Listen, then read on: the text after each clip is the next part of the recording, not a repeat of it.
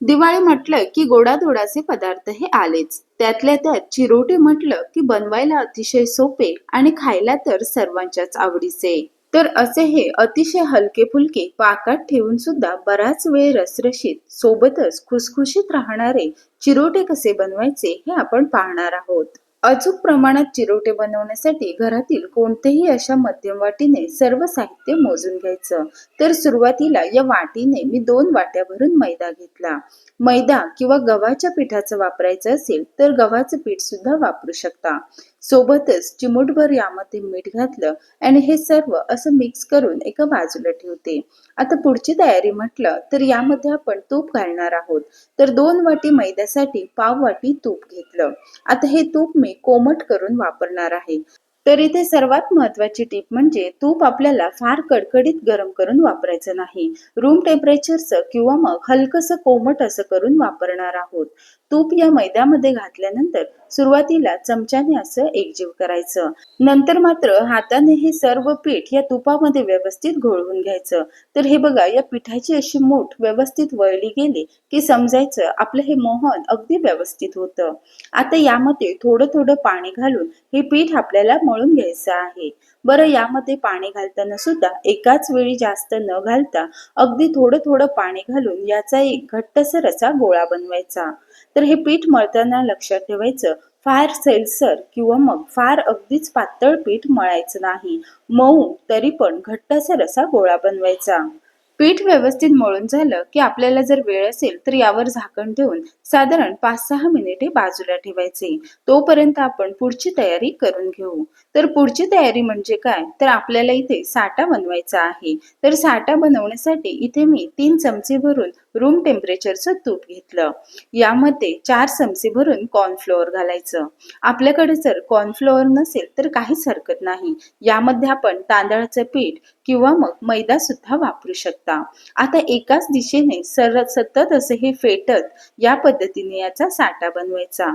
तर हा आपला साठा तयार आहे. आता साठा सुद्धा बाजूला ठेवू आणि आपल्या चिरोट्यांसाठी पाक बनवायला घेऊ.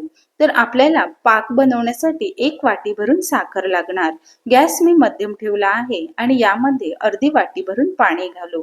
खरं तर पाक बनवावंच असं काही नाही. चिरोटे गरम गरम असताना त्यावर आपण पिठी साखर सुद्धा भुरभुरू शकतो. पण आपल्याला आवडत असेल तर पाकातील चिरोटे सुद्धा एकदा बनवून पहा. साखर पूर्णपणे वितळल्यावर बघा, यावर अशी मळी येत असेल तर एखाद्या गाळणीने ती बाजूला काढायची. आता सुरुवातीला 3 ते 4 मिनिटे हा पाक असा उकळू द्यायचा. हलकासा चिकट दिसू लागला की नंतर हा पाक चेक करायचा. एका प्लेटमध्ये घेऊन पाहिल्यावर बघा, यावर आपल्याला एकतारी पाक बनवायचा आहे. तर हातामध्ये असा घेऊन पाहिला आणि याला बघा, हलकीशी अशी तार येते. आता मी गॅस बंद केला आणि गॅस बंद केल्यानंतर या पाकाचं पुन्हा साखरेत रूपांतर होऊ नये यासाठी यामध्ये अर्धा चमचा भरून लिंबाचा रस घालायचा. सोबतच यामध्ये मी थोडीशी वेलची पूड घातली आहे, म्हणजे आपल्या चिरोट्यांना छान असा फ्लेवर येतो. लिंबू रस घातल्यानंतर हे सर्व असं मिसळलं आणि यावर झाकण ठेवून थोडंसं बाजूला ठेवू. चिरोटे तळेपर्यंत पाक हलकासा कोमट होतो. गरम गरम चिरोट्यामध्ये हा पाक अगदी व्यवस्थित मुरला जातो. मळून ठेवलेलं पीठ सुद्धा बऱ्यापैकी मुरलं गेलंय. वरचं झाकण काढल्यावर बघा, पुन्हा 1-2 वेळा हे पीठ मळून घ्यायचं. साधारण मध्यम आकारामध्ये याचे असे गोळे बनवायचे. तर नेहमी आपण चपातीसाठी जसे गोळे बनवतो त्यापेक्षा थोडेसे मोठे गोळे बनवायचे. आता हे सर्व गोळे झाकून ठेवायचे आणि यातील एक एक गोळ्याची पोळी लाटायची. बरं, पोळी लाटताना सुद्धा अगदी जाड पोळी ठेवायची नाही. चपातीपेक्षा सुद्धा पातळ पोळी लाटायची आहे. तर लाटताना बघा, मैदा असल्यामुळे आपण जेवढं लाटतो तेवढा ते पुन्हा आकसला जातो. त्यामुळे शक्य तेवढं पातळ लाटण्याचा प्रयत्न करायचा, म्हणजे आपल्या चिरोट्या सुद्धा छान अशा हलक्या फुलक्या आणि जाळीदार होतात. आणि पोळी लाटताना सुद्धा अगदीच गोलाकार लाटायची गरज नाही. भराभर अशा 5-6 पोळ्या मी लाटून घेते. एखादी पोळी अशी लाटून झाली की नंतर एखाद्या प्लेटमध्ये ठेवायची आणि वर मात्र झाकण ठेवायचं, म्हणजे उरलेल्या पोळ्या लाटेपर्यंत ही पोळी सुकत नाही. तर याच पद्धतीने बघा, 6 पोळ्या इथे मी लाटून घेते. यासाठी लागणारा साठा सुद्धा आपण अगोदरच बनवून घेतला होता, त्यामुळे आता रोल बनवायला तसा आणि एवढ्या पोळ्यांसाठी हा एवढा साठा अगदी योग्य प्रमाणात प्रमाण आहे. तर याचा रोल बनवण्यासाठी बघा, सुरुवातीला एक मी पोळी घेतली, ती पुन्हा एकदा लाटून घेतली. आता यावर थोडासा साठा घालायचा आणि सर्व बाजूने अगदी पातळ अशी लेयर लावायची. ही लेयर लावल्यानंतर यावर दुसरी पोळी ठेवायची आणि हलक्या हाताने ती दाबायची किंवा मग लाटण्याने सुद्धा दाबू शकता. आता दुसऱ्या पोळीवर सुद्धा पुन्हा आपल्याला साठा लावायचा आहे. बरं, साठा लावताना सुद्धा खूप जास्त साठा लावायचा नाही, अगदी पातळ थर लावून घ्यायचा. आता आपल्याला जेवढ्या आकाराच्या चिरोट्या हव्या त्याप्रमाणे अशा या पोळ्या आपण एकमेकांवर ठेवू शकता. तर शक्यतो 4-4 पोळ्या म्हणजे 4-4च्या 2 बॅच करू शकता किंवा मग इथे मी 5 ते 6 पोळ्या अशा एकावर एक ठेवल्या आहेत आणि त्याचा असा रोल बनवला. शेवटची पोळी मात्र अगदी व्यवस्थित घट्ट अशी बंद करायची. रोल तयार आहे. आता हाताने पुन्हा हा रोल मी लांबवून घेते. आता मात्र चाकूने असे छोटे छोटे याचे काप करायचे. खरं तर आपल्याला केवढ्या आकाराच्या चिरोटे हव्या आहेत त्याप्रमाणे याचे काप करायचे. आपल्याला जर एकाच वेळी भरपूर चिरोटे बनवायचे असतील तर मात्र आपण एकाच वेळी असे भरपूर चिरोटे कापून मग ते तळून घेऊ शकता. आता चिरोटे कापल्यानंतर वरून असं लाटणं फिरवू शकता किंवा मग वरून बोटाने दाब देऊन जरी बनवलं तरीही अगदी पटकन हे चिरोटे बनतात. काही जणांकडे हे चिरोटे गोल लाटून त्याला गुलाबासारखा आकार देतात, पण मी मात्र अगदी साधे सोपे बोटाने प्रेस करून असे हे उभे चिरोटे बनवले आहेत.